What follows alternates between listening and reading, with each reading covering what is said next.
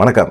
அதிமுக, பாஜக கூட்டணி அறிவிச்சாச்சு. ஆனாலும் பார்த்தீங்கன்னா, ஒண்ணு சேர முடியல. தேமுதிக வேற ஒரு மாரி முறுக்கிட்டு இருக்காங்க. பாமக அதிமுக கூட்டணியே வேணாம் அப்படிங்கிற ஒரு முடிவுல ராமதாஸ் இருக்கிறாரு.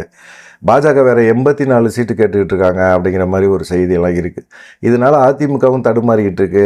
பயங்கரமாக அதிமுக களத்தில் இறங்கி செயல்பட முடியாத ஒரு இக்கட்டான ஒரு சூழ்நிலை இருக்குது. தேர்தலுக்கு இன்னும் ஒரு 11 மாதம் தான் இருக்குது. அதிமுக என்ன பண்ண போகுது அப்படிங்கிற ஒரு விஷயத்தை பற்றி இன்றைக்கி பார்க்கலாம். முதல்ல நம்ம சேனலை சப்ஸ்கிரைப் பண்ணியிருந்தீங்கன்னா ரொம்ப நன்றி. சப்ஸ்கிரைப் பண்ணாமல் பார்த்தீங்கன்னா கண்டிப்பாக சப்ஸ்கிரைப் பண்ணுங்கள். உங்கள் நண்பர்களுக்கும் நம்மளுடைய சேனலை பற்றி சொல்லுங்கள்.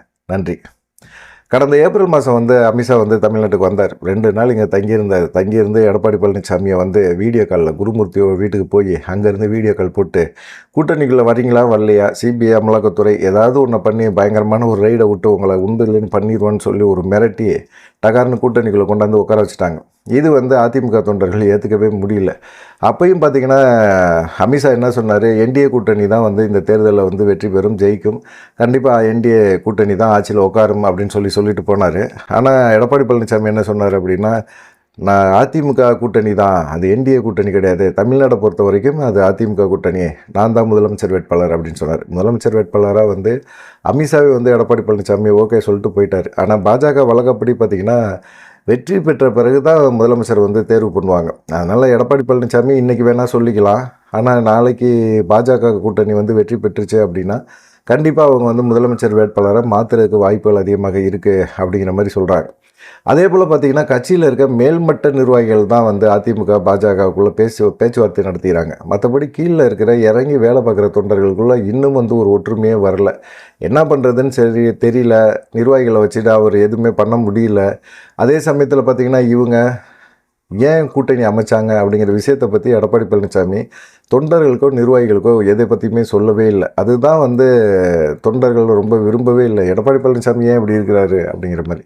ஏன்னா பாஜக கூட்டணியை அமைக்கணும் அப்படிங்கிறத ஏன் அவர் எடப்பாடி பழனிசாமி எடுத்தார், அவருடைய பிரச்சனையை சரி செய்கிறதுக்கு கட்சி தலைமைக்கும் பாஜக உறவு தேவைப்படுது அப்படிங்கிறனால இந்த வேலையை பார்த்துருக்கிறாரு.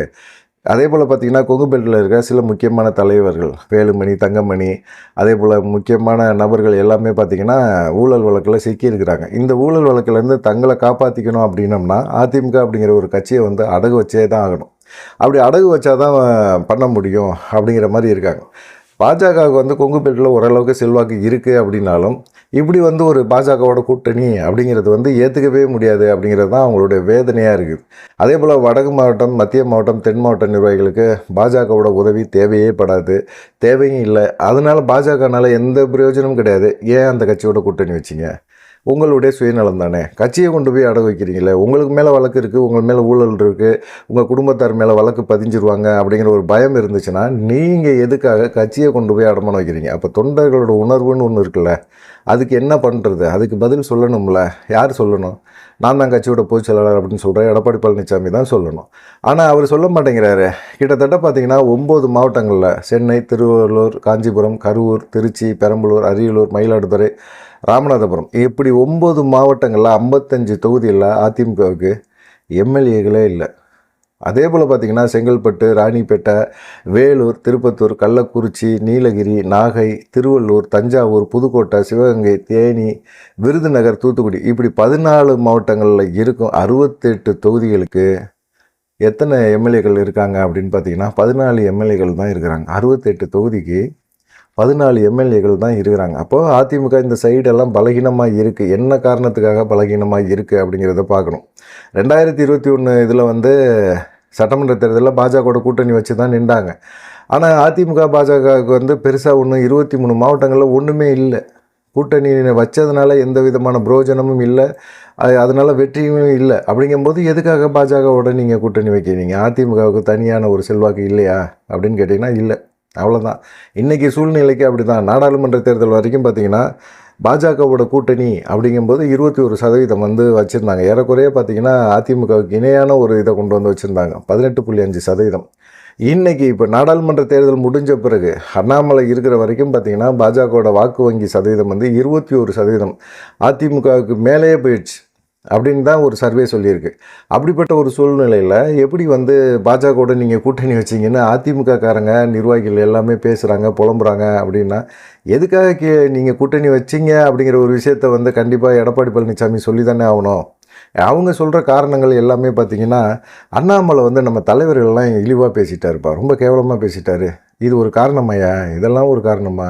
நீங்கள் ஏன் கூட்டணி வச்சீங்க? கூட்டணியிலேருந்து ஏன் விலகுனீங்க? ஏன்னா 2023 விலகிட்டீங்க. விலகுனதுக்கு நீங்கள் சொன்ன காரணம் வந்து தலைவரை வந்து அண்ணாமலை வந்து ரொம்ப கேவலமாக பேசுகிறார். எல்லோரும் தான் திமுகவில் இருக்கவங்க தான் எல்லாருமே தான் பேசுகிறாங்க, கேவலமாக தான் பேசுகிறாங்க. அதுக்காக நீங்கள் வந்து கூட்டணி இப்போ வேணான்னு சொல்லி போனீங்க, ரொம்ப சந்தோஷம். அப்புறமா அதிமுகவுக்கு பாஜக வந்து ஒரு வேஸ்ட் லக்கேஜ் அப்படின்னு ஜெயக்குமார்லாம் சொன்னார். அப்படி வேஸ்ட் லக்கேஜெல்லாம் ஏன் இப்போ திரும்பவும் வந்து தூக்குறீங்க? 2023 விலகி போனீங்கல்ல, அப்படி நீங்கள் விலகி போயிருந்தால் அது நல்லது, அப்படியே கண்டினியூ பண்ணியிருந்தால் நல்லதாக இருந்திருக்கும். சிறுபான்மையினராவது கொஞ்சமாவது உங்களை நம்பியிருப்பாங்க. சிறுபான்மையினரோட பாதுகாவலர் நான் தான், இனிமேல் எந்த சூழ்நிலையும் நான் பாஜகவோட கூட்டணி வைக்க மாட்டேன் அப்படின்னு பகிரங்கமாக சொல்லி கெஞ்சி கூத்தாடி 2024 நாடாளுமன்ற தேர்தலில் வந்து அப்படி நின்று என்னத்தை கனவு கண்டீங்க? ஒன்றுமே நடக்கலையே, எதுவுமே பண்ண முடியலையே. அப்படிப்பட்ட ஒரு சூழ்நிலையில் என்ன பண்ணுறது அப்படிங்கிற ஒரு கோபம் வந்து அவருக்கு இருந்துக்கிட்டே இருந்தது. இது வந்து என்னென்னா, கீழ் மட்டத்தில் இருக்க தொண்டர்கள் இருக்காங்களா, அவங்களுக்கு பயங்கரமான குழப்பமாக இருக்குது. பாஜகவோட கூட்டணி இல்லைன்னு சொல்லிட்டு ரொம்ப சந்தோஷமாக நம்ம சுற்றிக்கிட்டு நம்ம பாஜகவோட மிங்கிள் ஆகாமல் கிடந்தோம். ஆனால் இவங்க அப்படியெல்லாம் பண்ணாமல் திடீர்னு வந்து இப்போ வந்து அவங்களுடைய சுயநலத்துக்காக வழக்கிலேருந்து மாட்டாமல் இருக்கிறதுக்காக அமித்ஷா மிரட்டலுக்கு பயந்து போய் நீங்கள் இது பண்ணுறீங்களே. இதே வந்து ஜெயலலிதாட்ட மிரட்டி இருக்க முடியுமா? அமித்ஷா மிரட்டி இருக்க முடியுமா? இல்லை எம்ஜிஆர் இருந்திருந்தானா எம்ஜிஆர் மிரட்டி இருக்க முடியுமா? இப்போ அதிமுக தலைமை பலகீனமாக இருக்குல்ல.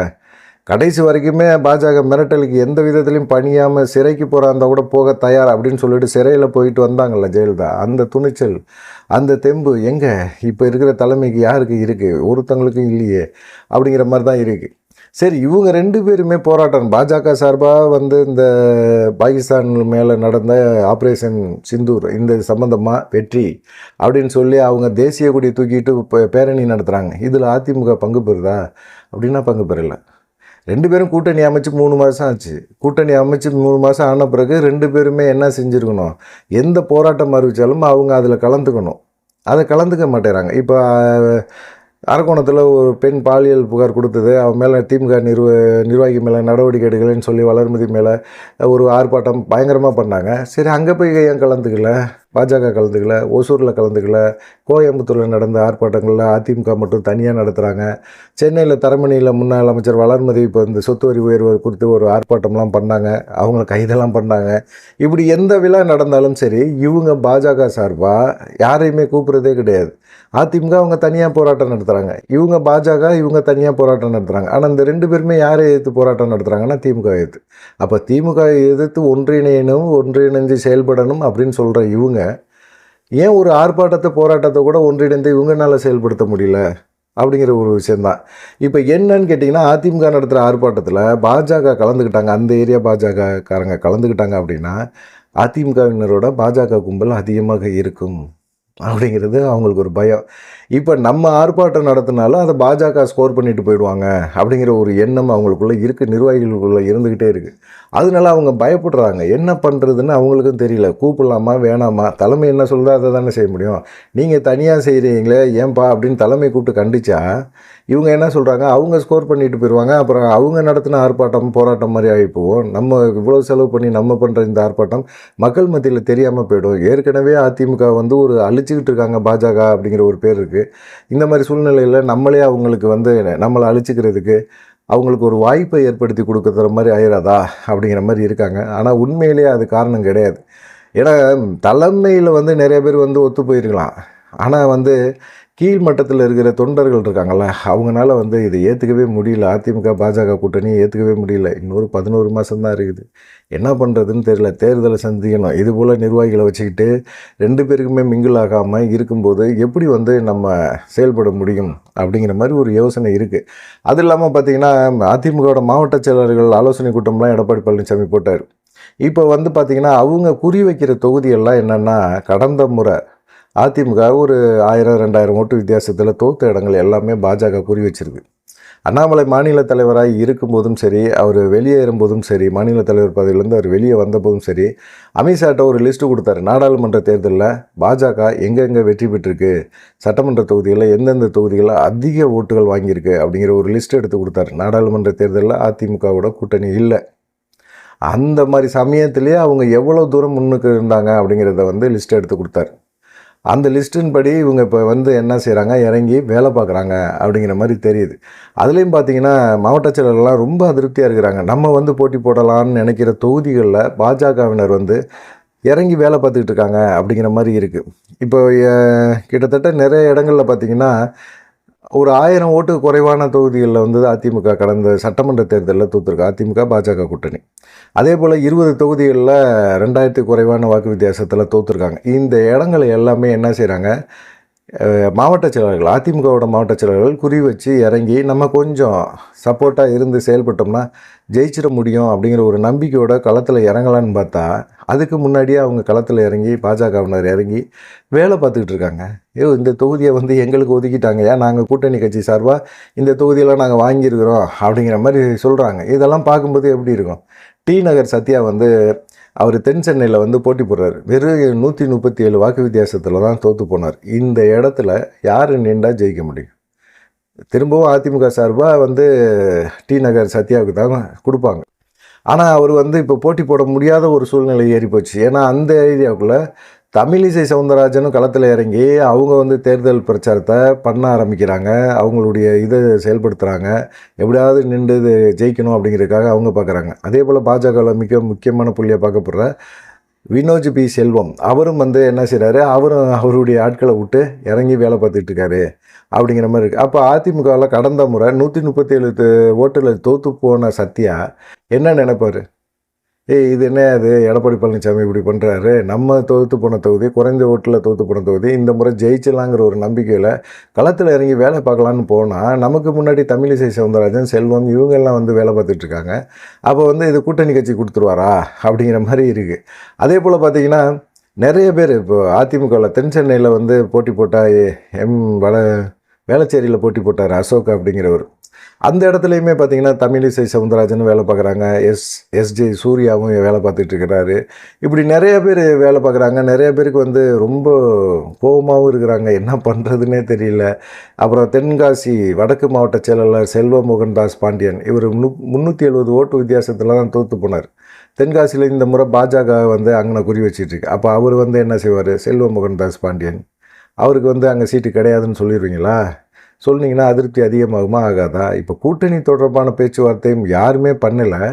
ஆனால் பாஜக களத்தில் இறங்கி அவங்க வேலை பார்க்குறாங்க அப்படிங்கிற ஒரு விஷயமே பார்த்திங்கன்னா பயங்கரமாக இருக்குது. அதே போல் தான் அவங்க என்ன செய்ய முடியும்? அப்போ அதே போல் பார்த்திங்கன்னா வாசுதேவன் நல்லூர் தொகுதியில் பாஜக மாவட்ட தலைவர் ஆனந்தன் ஐயாசாமி அவர் இறங்கி வேலை பார்க்குறாரு. அந்த தொகுதியில் வெறும் 2000 வாக்கு வித்தியாசத்துலாம் அதிமுக தோல்வி அடைஞ்சிது. அப்போ 2000 வாக்கு வித்தியாசத்தை பாஜகனால் ஈஸியாக பெற முடியுமா, பெற முடியாதா? என்ன தான் திமுக வேட்பாளர்கள் வலுவாக போட்டாலும் அவங்க கண்டிப்பாக ஜெயிக்கிறதுக்கான ஒரு முயற்சியில் இப்போ பாஜக களத்தில் இறங்கி வேலை பார்த்துருக்கு. எடப்பாடி பழனிசாமி இன்னும் களத்தில் இறங்கி வேலை பார்க்கவே முடியல. மாவட்ட செயலர்கள் அந்தந்த மாவட்ட செயலர்கள் அந்தந்த தொகுதியில் இறங்கும்போது அங்கே பாஜகவோட சேர்ந்த முக்கியமான நிர்வாகிகள் முன்னாடியே இறங்கி வேலை பார்த்துக்கிட்டு இருக்காங்க. அப்படிங்கும்போது அவங்களால என்ன செய்ய முடியும் அப்படிங்கிறது தான் ரொம்ப கஷ்டமாக இருக்குது. இது என்னன்னா, இது அடுத்த ஒரு சாக்கான ஒரு செய்தியை கொடுக்குறாங்க. எடப்பாடி பழனிசாமிக்கு பாஜக மேலிடம் 80 தொகுதிகளை கொடுத்துருக்குறாங்க. எங்களுக்கு இந்த தொகுதிகள்லாம் நாங்கள் வேட்பாளர் நிறுத்த போகிறோம் அப்படின்னு சொல்லி கொடுத்துருக்காங்க. இது பயங்கரமான அதிர்ச்சியை எடப்பாடி பழனிசாமிக்கும் கொடுத்துருக்கு. ஒரு சைடு மாவட்ட செயலர்கள் நின்று கடந்த முறை தோற்று போன தொகுதிகள் எல்லாமே பார்த்திங்கன்னா மிக முக்கியமாக குறைந்த ஓட்டு வித்தியாசத்தில் தோற்று போன அதிமுக அந்த இடங்களை எல்லாத்தையுமே பார்த்திங்கன்னா பாஜகவோட முக்கியமான தலைகள் குறி வச்சு இப்போ இறங்கி களத்தில் இறங்கியிருக்காங்க. அதோட பாஜக மேலிடம் ஒரு 80 தொகுதியை குறி வச்சு அவங்க தனியாக ஒரு கணக்கை கொடுத்துருக்குறாங்க. இதெல்லாம் பார்க்கும்போது தொகுதி பங்கீடுகளுக்கு என்னையா பண்ணுறது? 84 தொகுதிகளை அவங்க கேட்குறாங்க அப்படின்னா நம்ம எப்படி இது பண்ண முடியும் அப்படிங்கிறது தான். அதில் அதிமுக நிர்வாகிகளுக்கு பயங்கரமான ஒரு கஷ்டம். இந்த மாதிரி இவங்க இந்த மாதிரி தொகுதியெல்லாம் நிற்கிறாங்க, 84 தொகுதிகளெலாம் நிற்கிறேன்னு சொல்கிறாங்க. அந்த தொகுதியெல்லாம் நம்ம ஏன் பூத்து கமிட்டி அமைச்சு, நம்ம ஏன் செலவு பண்ணி, நம்ம ஏன் பாஜக வேட்பாளரை ஜெயிக்க வைக்கணும் அப்படிங்கிற ஒரு கொஸ்டின் அவங்கள்ட்ட இருக்குது. அதனால தான் பூத் கமிட்டி அமைங்க அமைங்கன்னு இவர் என்ன சொன்னாலும் பார்த்தீங்கன்னா அதெல்லாம் ஒன்றும் கிடையாது அப்படிங்கிற மாதிரி இவங்கெல்லாம் விலகி நிற்கிறாங்க. இப்போ பாஜகவை பொறுத்த வரைக்கும் மேல் மட்டத்தில் வந்து 2 பேருமே இருக்கிறாங்க. நயினா நாகேந்திரன், எடப்பாடி பழனிசாமியை சந்திக்கிறார். 2 பேரும் பேசிக்கிறாங்க. ஓகே ஓகே ஓகே அவ்வளோதான். ஆனால் நிர்வாகிகளுக்குள்ளே அந்த மிங்கிள் இருக்கா அப்படின்னு பார்த்தீங்கன்னா இல்லை. நிர்வாகிகள் வந்து தனித்தனியாக அவங்க வந்து நாங்கள் ஏன் பாஜகவை ஜெயிக்க வைக்கணும் அப்படிங்கிற ஒரு கேள்வி இருக்குது. பாஜகக்காரங்களுக்கு ஏன் நாங்கள் அதிமுகவை வந்து ஜெயிக்க வைக்கணும், நீ தனியாக போராட்டம் நடத்தியா, நான் தனியாக போராட்டம். இது வந்து எப்படி வந்து இது ஓட்டாக கன்வீனியன்ட் ஆகும்? ஒன்றுமே ஆகிறதுக்கு வாய்ப்பே கிடையாது. இது பாஜக வேட்பாளருக்கு அதிமுக ஓட்டு போகுமா, அதே போல் வந்து அதிமுக வேட்பாளருக்கு பாஜக ஓட்டு போகுமா அப்படிங்கிற ஒரு சந்தேகம் இன்னும் இருந்துக்கிட்டே இருக்குது. எப்படியாவது இப்போ கூட்டணி அமைச்சு 2 மாதத்துக்கு மேலே ஆச்சு, இன்னும் அந்த விஷயத்தில் வந்து பிரச்சனை பஞ்சாயத்து ஓடிக்கிட்டே இருக்குது. எடப்பாடி பழனிசாமி மாவட்ட செயலர் கூட்டத்திலே ஒரு தெளிவான விளக்கத்தை கொடுக்கணும். எந்தெந்த தொகுதி அவங்க கேட்குறாங்கன்னு அது சொல்லணும். அங்கே இறங்கியாவது நீங்கள் வேலை பாருங்கள், பார்க்காம போங்க, இல்லை பாஜக நிர்வாகிகள்கிட்டையாவது பணத்தை வாங்கிட்டு வேலை பாருங்கள் அப்படிங்கிற மாதிரியாவது பேசலாம். ஆனால் எதுவுமே சொல்லாமல் எடப்பாடி பழனிசாமி இப்படி ஒரு துரோகத்தை தொடர்ந்து வந்து அதிமுக தொண்டர்களுக்கு பண்ணிகிட்ருக்காரு. உங்களுக்கு பயம், உங்கள் மேலே வழக்கு வந்துடும், தொடர்த்துறோம் அப்படின்னு சொல்லி. சரி, இதுதான் அதிமுக பாஜக கூட்டணிக்குள்ளே தான் இந்த பஞ்சாயத்து ஓடுது அப்படின்னா அடுத்து நீங்கள் என்ன பண்ணியிருக்கணும்? கூட்டணி தொடர்பான விஷயங்களை சரியாக பண்ணியிருக்கணும். கடந்த நாடாளுமன்ற தேர்தலில் என்ன சொன்னீங்க? மெகா கூட்டணி அமைப்போம் அப்படின்னு சொன்னீங்க. அமைச்சிங்களா? அமைக்க முடியல, கடைசி வரைக்கும் வரல. ஆனால் உங்கள் பேச்சை நம்பி ஒருத்தவங்க வந்தாங்கல்ல, தேமுதிகன்னு வந்தாங்கல்ல, பிரேமலதா வந்தாங்கல்ல, அவங்களுக்கு என்ன முக்கியத்துவம் கொடுத்தீங்க? அவங்களுக்கு வந்து அவங்க 5 தொகுதி கேட்டாங்க, ஒரு ராஜ்யசபா சீட்டு கேட்டாங்க, ஓகேன்னு சொல்லிட்டு வந்தீங்க. ராஜ்யசபா சீட்டில் ஏமாத்துனீங்கல்ல, அப்போ வந்து அவங்க என்ன பண்ணுவாங்க? சுதீஷை கூப்பிட்டு 1 மணி நேரம் பேச்சுவார்த்தை நடத்துனீங்கல்ல, பேச்சுவார்த்தை நடத்திட்டு என்ன செஞ்சுருக்கணும்? ஏற்கனவே நம்ம மேலே இவ்வளோ பிரச்சனை பஞ்சாயத்து ஓடிட்டுருக்கு. ஒரு சரியான ஒரு பேர் இல்லை, மக்கள் மத்தியில் இல்லை எடப்பாடி பழனிசாமிக்கு. அப்போ வந்து இதை பயன்படுத்தியிருக்கணுமா வேணாமா? இது மாதிரி பயன்படுத்தி இது மாதிரி இல்லை, அப்படியெல்லாம் கிடையாது, நான் தேமுதிகவுக்கு சொன்ன வாக்குறுதியை நிறைவேற்றிருக்கேன் அப்படின்னு சொல்லலாம்ல. உங்களுக்கு நான் வருஷம் போட்டு கொடுத்தேனா அப்படின்னு ஒரு கேள்வியை சுதீஷ்கிட்ட கேட்குறது. பொதுவெளியில் வந்து பேசும்போது அப்படியெல்லாம் நாங்கள் எந்த அக்ரிமெண்ட்டும் போடலையே அப்படிங்கிற மாதிரி சொல்கிறது. அப்பயே வந்து சொன்னாங்கல்ல, நாடாளுமன்ற தேர்தல் சமயத்தில் ஒரு ராஜ்யசபா சீட்டு எங்களுக்கு அதிமுக தரேன்னு சொல்லிட்டாங்க அப்படின்னு சொன்னாங்கல்ல. அப்போயே நீங்கள் என்ன செஞ்சுருக்கணும்? இல்லை நாங்கள் அப்படி சொல்லலை, பிரேமலதா தப்பாக சொல்கிறாங்கன்னு சொல்லி மறுத்துருக்கலாம். ஆனால் அப்போ மறுக்காமல் இப்போ வந்து அவங்க ராஜ்யசபா நேரத்தில் வந்து அவங்க கேட்கும்போது மறுக்கிறீங்க. சுதீஷை கூப்பிட்டு 1 மணி நேரம் பேசி மூளையை கழுவி அனுப்பிச்சி விட்றீங்க. இதெல்லாம் வந்து சரியா அப்படிங்கிற ஒரு கேள்வியை தான் தேமுதிக தொண்டர்கள் கேட்குறாங்க. இப்போ தேமுதிக அதிமுக கூட்டணியில் தொடருதுன்னு கேபி முனுசாமி சொல்கிறாரு. பிரேமலதா இல்லை அவர் சொன்னவர்கிட்டே போய் கேளுங்க, நாங்கள் வந்து ஜனவரியில் தான் முடிவு எடுப்போம்னு சொல்கிறாங்க, திமுகவோட அவங்க பேச்சுவார்த்தை நடத்துகிறாங்க அப்படிங்கிற மாதிரி ஒரு தகவலும் இருக்குது. அவங்க சைடு ஒரு சைடு வந்து தேமுதிக இனிமேல் எடப்பாடி பழனிசாமியை நம்புறதுக்கான வாய்ப்புகள் இல்லை அப்படிங்கிறது தெளிவாக தெரியுது. சரி, இப்போ வந்து அடுத்து வந்து பாமகவில் வந்து இப்போ தான் தேமுதிகவில் கோட்டை விட்டாச்சு. பாமகவிலையாவது நம்ம ஓரளவுக்காவது சக்ஸஸ் பண்ணணுமா வேணாமா? சக்ஸஸ் பண்ணியிருக்கணும்ல எடப்பாடி பழனிசாமி. இப்போ அப்பா மகன் சண்டை நடக்குது. இருந்தாலும் எடப்பாடி பழனிசாமி சிவி சண்முகத்தை அனுப்பிச்சு போய் நேராக போய் பார்த்து என்ன ஏதுன்னு பேசிவிட்டு ஒரு ராஜ்யசபா சீட்டை அன்புமணி கொடுக்கலான் இருக்கா, நீங்கள் சொல்லுங்கள், இல்லை முகுந்தன் கொடுக்கணுமா சொல்லுங்கள், நாங்கள் ராஜ்யசபா சீட்டை முகுந்தன் கொடுக்குறோம், அன்புமணிக்கு வேணான்னு சொல்லிட்டீங்களே, அன்புமணி இனிமேல் உங்களுக்கும் அவருக்கும் பிரச்சனை, நாங்கள் உங்கள்கிட்ட தான் பேச்சுவார்த்தை நடத்துகிறோம், நீங்கள் வந்து சொல்லுங்கள் முகுந்தனுக்கு வேணால் நாங்கள் ராஜ்யசபா சீட்டை கொடுத்துட்றோம் அப்படின்னு சொல்லி அதிமுக சார்பாக பேச்சுவார்த்தை நடத்தி வந்திருந்தாங்க அப்படின்னா ராமதாஸும் ஓரளவுக்கு இறங்கி வந்திருக்க வாய்ப்பு இருக்குது. இந்த பிரச்சனை பஞ்சாயத்தெல்லாம் ஓரளவுக்கு முடிஞ்சிருக்கும். இப்போ வந்து 2 பேரும் அப்பா மகன் சண்டை. என்ன சண்டை? அப்படி கட்சிக்குள்ளே வந்து யார் தலைவர் அப்படிங்கிறதெல்லாம் பிரச்சனையே கிடையாது. எல்லாமே வந்து வன்னிய சமுதாய மக்களை வந்து ஏமாற்றி சம்பாரித்த அந்த காசு சொத்து தான். அந்த சொத்துக்காக தான் சண்டை அடிதடி இதெல்லாம் நடக்குது. நீ என் பேரில் எழுதி வை, அவர் எங்கிட்ட எழுதி வைக்க போகிறாருன்னு தெரியல. அது வந்து அதனால பயப்படுறாரு அன்புமணி. என்னடா இது இவ்வளோ கஷ்டப்பட்டு நம்ம சம்பாரித்து, அவரும் சம்பாரித்து தான் வச்சார், ஆனாலும் வந்து அன்புமணியும் சம்பாரிச்சிருக்காருல்ல, எல்லாத்தையும் கொண்டு போய் எங்கிட்டாவது கூட்டுறோம் அப்படிங்கிற ஒரு பயம் அவருக்கு இருந்துக்கிட்டே இருக்குது. இந்த மாதிரி சமயத்தில் தான் குருமூர்த்தி குருமூர்த்தி போய் பேசுகிறாரு, பேச்சுவார்த்தை நடத்துகிறாரு. ராமதாஸ் வந்து இப்போ வந்து 2 நாளாக அந்த குருமூர்த்தி பேசிட்டு போனதுக்கப்புறம் அவர் வந்து கட்சியில் யாரையுமே புதுசாக நியமனம் பண்ணலை, யாரையும் நீக்கலை அவர். ஏன்னா ஏதோ ஒன்று நடக்குதுங்கிறது மட்டும் தெரியும். அன்புமணி மேலே வழக்கு இருக்குது, சிபிஐ வழக்கு இருக்குது. அந்த வழக்கை தூசி தட்டி எடுத்தாங்கன்னா சிறைக்கு போயிடுவார். ஒருவேளை உங்கள் பையன் சிறைக்கு போகக்கூடிய வாய்ப்பு இருக்குது, சிறைக்கு போயிடுவார் அப்படிங்கிற மாதிரி மிரட்டினா போனால் போயிட்டு போகிறான் அப்படிங்கிற மாதிரி ராமதாஸ்னால இருக்க முடியாது. என்ன தான் அப்பா மகன் சண்டை இருந்தாலும் அவர் இது பண்ணுவார். ஆனால் அவருக்கு என்னன்னு கேட்டிங்கன்னா கடைசி வரைக்கும் பேரத்தில் போயிட்டே இருக்கணும். கடைசியில் தான் பேர முடிவை அதிகப்படுத்தி ஒரு எல்லையில் வந்து அவர் வந்து டக்குன்னு ஒரு முடிவு எடுத்து சொல்வார்.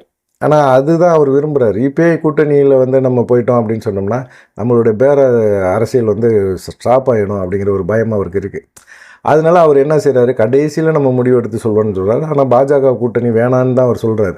சரி, அவர் விருப்பம் என்ன, அதிமுக கூட்டணி. அதிமுகவோட கூட்டணி வச்சுக்கோங்களேன். இப்போ அதிமுக பாஜக கூட்டணியில் தானே இருக்குது. அமித்ஷா வராரு, வந்து நீங்களே வாங்க, அன்புமணி கூட வரவேணா, நீங்களே வாங்க அமித்ஷாவை சந்திங்க, சந்திச்சுட்டு பேச்சு அங்கே கூட்டணியை உறுதிப்படுத்திட்டு போங்க அப்படின்னு தான் ஆடிட்டர் குருமூர்த்தி பேசியிருக்கிறார். இப்படி ஒரு பஞ்சாயத்து இங்கிட்டு ஓடிக்கிட்டே இருக்குது. அவர் வந்து அதிமுகவோட கூட்டணி வைக்கிறாரா, பாஜகவோட கூட்டணி வைக்கிறாரா, எங்கிட்ட கூட்டணி வைக்கட்டும். ஆனால் அவங்க கட்சிக்குள்ளே குழப்பமாக இருக்குது. ஆனால் இதை வந்து எடப்பாடி பழனிசாமி இதை சாதகமாக பயன்படுத்தி அவர் வந்து கண்டிப்பாக பாமகக்குள்ளே பூந்துருக்கலாம், கொண்டு வந்திருக்கலாம் கூட்டணிக்குள்ளே. எடப்பாடி பழனிசாமி ஜெயிக்கிறதுக்கே வன்னிய சமுதாய ஓட்டுகள் மிக முக்கியமான ஒரு இதாக இருக்கிற இடத்துல இருக்கிற போது அவர் கண்டிப்பாக என்ன செஞ்சுருக்கணும், பாமகவோட ராமதாஸோட பேச்சுவார்த்தையெல்லாம் முடித்து நேராக அவர் கூட்டணிக்குள்ளே கொண்டு வந்துருக்கணும். அதையும் செய்யலை. அப்படியே வந்து ஒவ்வொருத்தையும் மெகா கூட்டணி அமைக்கிறதுக்கான வாய்ப்புகளையுமே விட்டுட்டார். அது இல்லாமல் பார்த்தீங்கன்னா 2021 சட்டமன்ற தேர்தலில் எல்லாமே அதிமுகவோட கூட்டணிங்கிற ஒரு சூழ்நிலை தான் இருந்தது. குறிப்பாக பார்த்தீங்கன்னா கிருஷ்ணசாமியோட புதிய தமிழகம், ஜான் பாண்டியனோட தமிழக மக்கள் முன்னேற்ற கழகம், ஜி.கே. வாசனோட தமிழ் மாநில காங்கிரஸ், அதே போல் ஜெகன்மூர்த்தியோட புரட்சி பாரதம், இப்படின்னு ஒரு 10க்கும் மேற்பட்ட கட்சிகள் வந்து அதிமுகவோட தான் கூட்டணி வச்சுது. ஆனால் அதிமுக கூட்டணி வச்ச பிறகும் கூட பார்த்திங்கன்னா அவங்க பாஜகவோட ஆதரவு மனநிலைக்கு போயிட்டாங்க. இப்போ பாஜகவோட தான் அவங்க கூட்டணியில் இருக்காங்க, அதிமுகவோட கூட்டணி இல்லை. என்ன காரணத்தினால அவங்க அதிமுக விட்டு போகிறாங்க, அதிமுகவோட கூட்டணி வைக்க ஏன் விரும்ப மாட்டேறாங்க அப்படிங்கிறத எடப்பாடி பழனிசாமி என்னைக்காவது யோசிச்சிருக்காரா? ஏன் போனாங்க, ஏன் பாஜக மேலே போகிறாங்க? ஏன்னா எடப்பாடி பழனிசாமி அப்படி தான், நம்பிக்கையே துரோகத்தை வந்து அவர் தொடர்ந்து பண்ணுவார். எஸ்டிபிஐ கூட ஒரு பொதுக்கூட்டம் போட்டாங்க, மாநில அளவில் நடந்துச்சு, மிக பிரம்மாண்டமான கூட்டம். அது ஃபுல்லாக எடப்பாடி பழனிசாமி செலவு பண்ணார் அந்த கூட்டத்துக்கு. அதில் பேசினார், பயங்கரமாக பேசினார். இஸ்லாமிய மக்களுக்கு நான் வந்து எப்படியெல்லாம் வந்து செய்வேன், நல்லது செய்வேங்கிறதெல்லாம் சொன்னார். ஆனால் அதுக்கப்புறமா இப்போ அவங்க கூட்டணியில் இருக்காங்களா, அவங்க திமுக ஆதரவு மனநிலைக்கு போயிட்டாங்க. எடப்பாடி பழனிசாமியை நம்ம இனிமேல் தயாராக இல்லை அப்படின்னு சொல்லிட்டு போயிட்டாங்க. அந்த அளவுக்கு எல்லா விஷயங்களுமே நடக்குது. இப்போ இவ்வளவு பெரிய கட்சிகளையும் வந்து அவரால் வந்து மெயின்டைன் பண்ண முடியல, கூட்டணிக்குள்ளே தொடர முடியல அப்படின்னா, கூட்டணிக்கு பெரிதும் உதவக்கூடிய ஒரு கட்சிகள் அப்படின்னா தேமுதிக, பாமக, இவங்கள தான் இப்போ திமுக கூட்டணியில் இல்லை.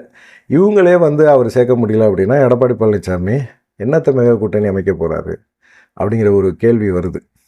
அதே போல் வந்து பார்த்திங்கன்னா ஓபிஎஸ், டிடிவி தினகரன், இவங்க 2 பேருமே வந்து பார்த்திங்கன்னா எடப்பாடி பழனிசாமிங்கிறத தாண்டி எடப்பாடி பழனிசாமி கட்சிக்குள்ளே தான் சேர்க்க மாட்டேன்னு சொல்கிறாரு. ஓபிஎஸ் எல்லாம் கட்சிக்கு இது வந்து அந்த சமுதாய மக்களுக்கு வந்து மிகப்பெரிய ஒரு கோவத்தில் எடப்பாடி பழனிசாமி இருக்கார். அவருக்கு எடப்பாடி பழனிசாமி இருக்கிற அதிமுகவுக்கு குறிப்பாக அவர் என்ன நினைக்கிறாங்கன்னா, ரெட்டைலை சின்னம் இருந்தால் போதும், அந்த சின்னத்துக்கு மக்கள் ஓட்டு போட்டுருவாங்க. மக்கள் தெளிவாக இருக்கிறாங்க. இப்போல்லாம் ரெட்டைலை சின்னமாக இருந்தாலும் சரி, எந்த சின்னமாக இருந்தாலும் சரி, எடப்பாடி பழனிசாமி ஆதரவு வேட்பாளராக குத்தாத அப்படிங்கிற மாதிரி ஒரு எண்ணத்தில் அவங்களும் இருக்காங்க.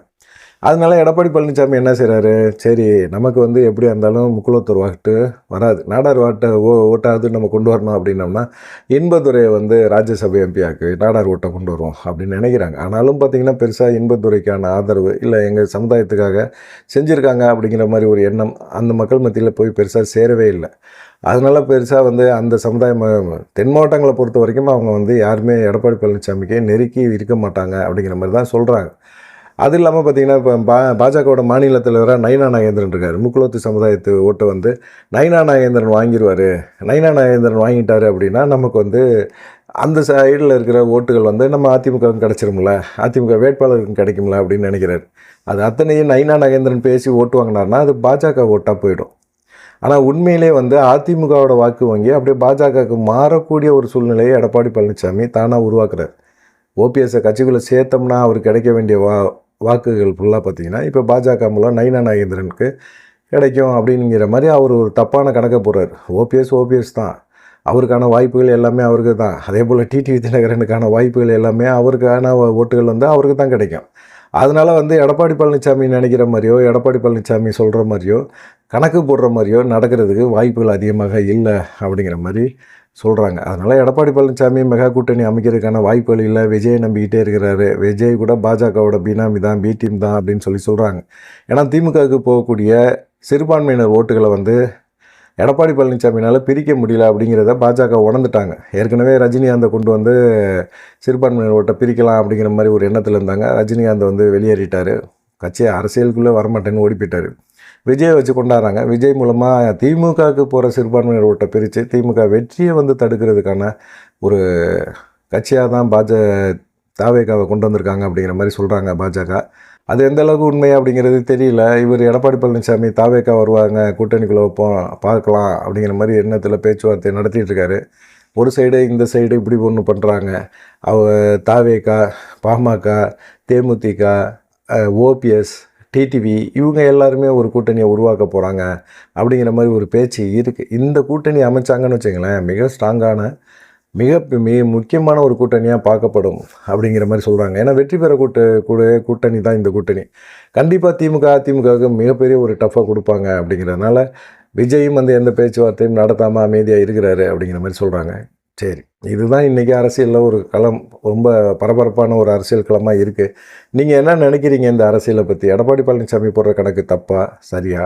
எடப்பாடி பழனிசாமி எதிர்பார்க்குற இந்த முதலமைச்சர் பதவி 2026 அவருக்கு கிடைக்குமா அப்படிங்கிற விஷயங்களை எல்லாத்தையும் இன்றைய அரசியலில் சொல்லியிருக்கிறோம். நீங்கள் என்ன நினைக்கிறீங்க அப்படிங்கிற ஒரு விஷயத்தை மறக்காமல் கமெண்ட் பண்ணுங்கள். நன்றி, வணக்கம்.